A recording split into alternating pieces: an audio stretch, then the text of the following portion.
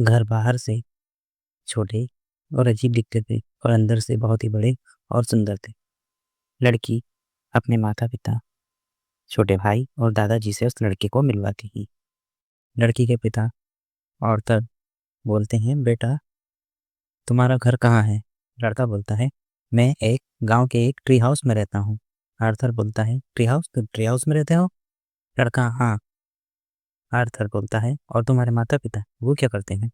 लड़का बोलता है, मेरा कोई नहीं है, मैं अनाथ हूँ और मैं अकेला ही रहता हूँ। आर्थर बोलता है, ओ माफ़ करना बेटा, जानकर दुख हुआ। लड़का बोलता है, कोई बात नहीं, इसमें आके कोई अंत नहीं है। आर्थर बोलता है, यह सब छोड़ो, तुमने अपना नाम ही बताया। लड़की के दादाजी ये सारी बातें सुनते रहते हैं। लड़का बोलता है, मेरा नाम ब्रूस है, ब्रूस ब्लैक। दादाजी चौंक जाते हैं, ब्रूस ब्लैक? तुम्हारे पिता का नाम क्या है? लड़का बोलता है, मैं नहीं जानता, मैंने कहा ना मैं अनाथ है। दादाजी गुस्से में बोलते हैं, तो फिर तुम्हारा यह नाम किसने रखा? लड़का बोलता है, ब्रूस अनाथ आश्रम की मालकिन के बेटे का नाम था, जो बहुत पहले गुजर चुका था, इसलिए उन्होंने मेरा नाम ब्रूस रखा था। और कुछ महीने पहले वो भी अब इस दुनिया में नहीं रही। मुझे आश्रम में सब तंग करते थे, इसलिए मैं वहाँ से भागकर उस ट्री हाउस में रहने लग गया। दादाजी बोलते हैं, तो ब्लैक तुम्हारे नाम से कैसे जुड़ा? लड़का बोलता है, जब मैं छोटा था तब से एक लॉकेट मेरे गले में ही। और लड़का लॉकेट सबको दिखाता, जिसके पीछे लिखा है मिस्टर ब्लैक। वो लड़के ने जैसे ही मिस्टर ब्लैक कहा, उस जगह एक अजीब सी मायूसी छा गई और आसमान में काले बादल छा गए और जोर जोर से बिजली कड़कने लगी। दादाजी उस लॉकेट को देखकर डर जाते हैं और उस लड़के को घर से बाहर निकाल देते हैं। दादाजी बोलते हैं, जहाँ से आए हो वहीं चले जाओ, तुम्हारी यहाँ कोई ज़रूरत नहीं रही। लड़का हैरान और दुखी होकर वहाँ से चला जाता है। लड़की बोलती है अपने दादाजी से, आपने ऐसा क्यों किया? वो बेचारा कहाँ जाएगा? दादाजी बोलते हैं, चुप रहो और जाओ यहाँ से। लड़की वहाँ से चली जाती है और साथ में उसका छोटा भाई भी। अर्थ अपने पिता से बोलता है, पिताजी आपने ऐसा क्यों किया? उस बच्चे को इस भयानक जगह में घर से बाहर निकाल दिया, ऐसा क्यों पिताजी? दादाजी बोलते हैं, तुमने सुना नहीं लड़के ने क्या कहा, और वो मनुष्य लॉकेट नहीं देखा? आर्थर बनता है, पर पिताजी यह भी तो हो सकता है कि वो लॉकेट बचपन में किसी ने उसे पहना दिया हो।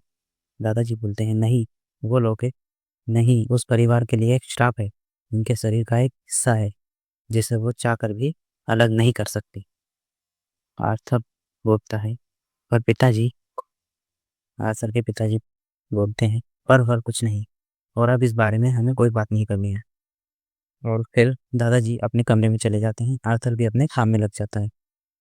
उधर लड़की अपने कमरे में दुखी होकर बैठ जाती है। उसका छोटा भाई उसके पास आता है और बोलता है, तो बहुत डरपोक हो।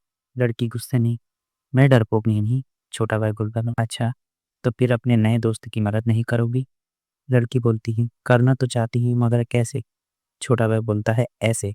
छोटे भाई के हाथ में एक चाबी होती है। लड़की बोलती है, ये चाबी कैसी? छोटा भाई बोलता है, ये मिस्टर एच के घर की चाबी है। लड़की, ये तुम्हें कहाँ से मिली? छोटा भाई बोलता है, मैंने डैड के ड्रॉर से ली है। लट्टू बोलती थी, तुमने चोरी की? ये गलत बात है। छोटा भाई बोलता है, तो मैं तो बस मदद करना चाहता था, हम रूस को ऐसा ही अकेले नहीं रहने दे सकते। लड़की बोलती, हाँ, पर अगर ऐसा कभी दोबारा किया तो बहुत बुरा होगा। छोटा भाई बोलता है, हाँ हाँ पता है, पर अब चलें उसकी मदद करनी? लड़की बोलती है, चले। उधर रूस बाहर भटकता रहता है। तभी लड़की उसे पीछे से आवाज़ देती है और कहती है, ब्रूस रुको, कहाँ जा रहे हो? ब्रूस बोलता है, पता नहीं। छोटा भाई बोलता है, रुको ब्रूस, हमारे साथ चलो।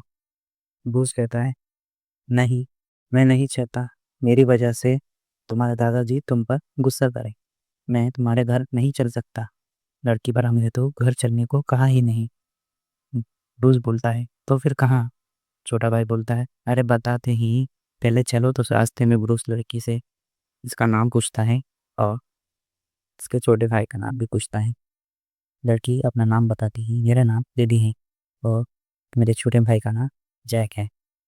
फिर लिली और जैक ब्रूस को मिस्टर एच के घर ले जाते हैं और वो घर पूरा खाली और धूल मिट्टी से भरा होता है। लिली बोलती है, माफ़ करना, थोड़ा गंदा है पर तुम्हें अब यहीं रहना होगा। ब्रूस बोलता है, कोई बात नहीं, ये मेरे ट्री हाउस से तो अच्छा ही है। लिली कहती है, कल हम मिलकर इसे साफ कर लेंगे।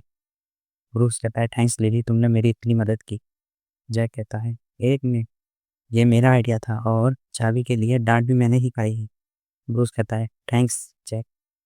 जैक कहता है, लिली अब हमें चलना चाहिए, सुबह होने से पहले हमें घर जाना है। ब्रूस कहता है, सुबह होने से पहले क्यों?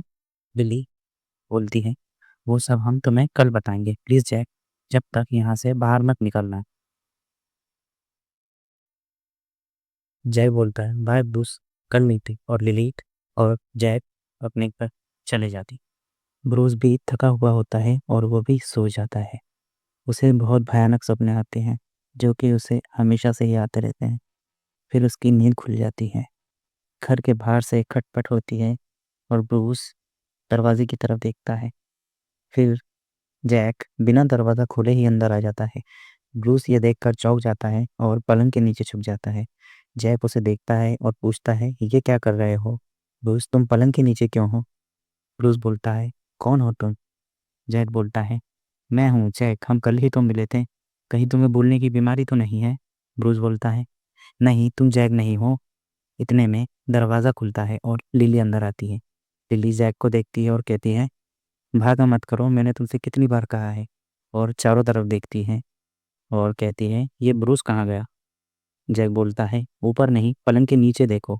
लिली पलंग के नीचे देखती है और कहती है, ब्रूस, तुम पलंग के नीचे क्या कर पाए हो? ब्रूस बोलता है, ये तुम ही हो ना लिली? लिली बोलती है, हाँ मैं ही हूँ, कैसी बातें कर रहे हो? ब्रूस बोलता है, और ये कौन है? इतने में जैक लिली से बोलता है, लगता है इसे भूलने की बीमारी है। लिली जैक से कहती है, चुप रहो। फिर लिली ब्रूस से कहती है कि ये जैक है, मेरा भाई, हम कल ही मिले थे। ब्रूस बोलता है, हाँ मुझे याद है, पर यह बिना दरवाज़ा खोले अंदर आया कैसे?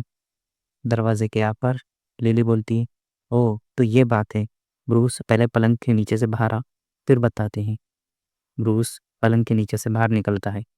लिली उससे कहती है, हमारे यहाँ सबके अंदर कोई ना कोई शक्ति होती है, किसी में एक तो किसी में एक से ज़्यादा। जैक बोलता है, हाँ, और लिली में तो कई सारी पावर्स हैं। ब्रूस बोलता है, यानी जैक किसी भी चीज़ के आर पार आ जा सकता है? लिली बोलती है, हाँ, खुद भी आ जा सकता है और किसी को भी आर पार ले जा सकता है।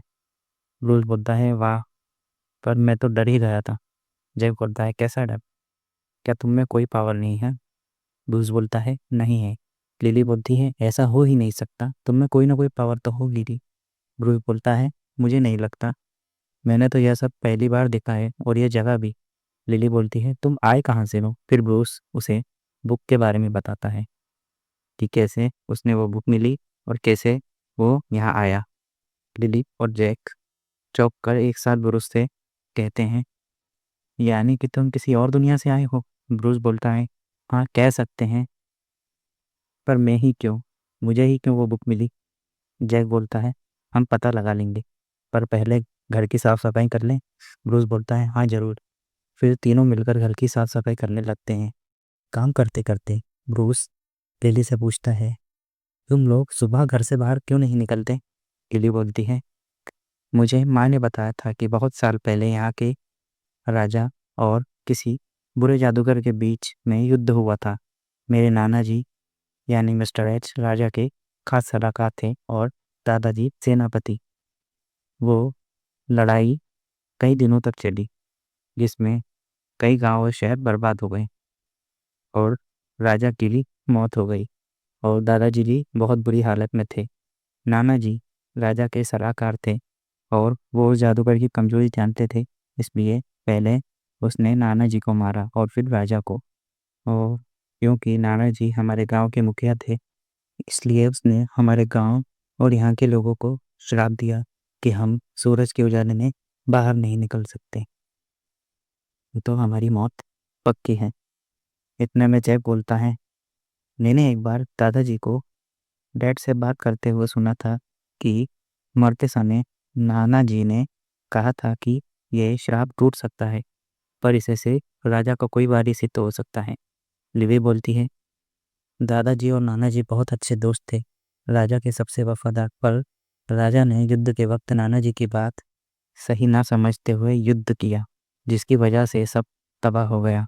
और दादाजी उस बात को आज तक नहीं भुला पाए, इसलिए उन्हें गुस्सा बहुत आता है। ब्रूस बोलता है, उस राजा का नाम क्या था? लिली बोलती है, माँ ने कभी बताया ही नहीं, कहती हैं उसका नाम नहीं दे सकते। ब्रूस बोलता है, ऐसा क्यों? लिली बोलती है, उस जादूगर ने एक और श्राप दिया था कि हम उस राजा का नाम नहीं ले सकते। वह तो हमारी मौत पक्की है, इसलिए लोग उसका नाम लेना तो क्या, उसे याद भी नहीं करना चाहते।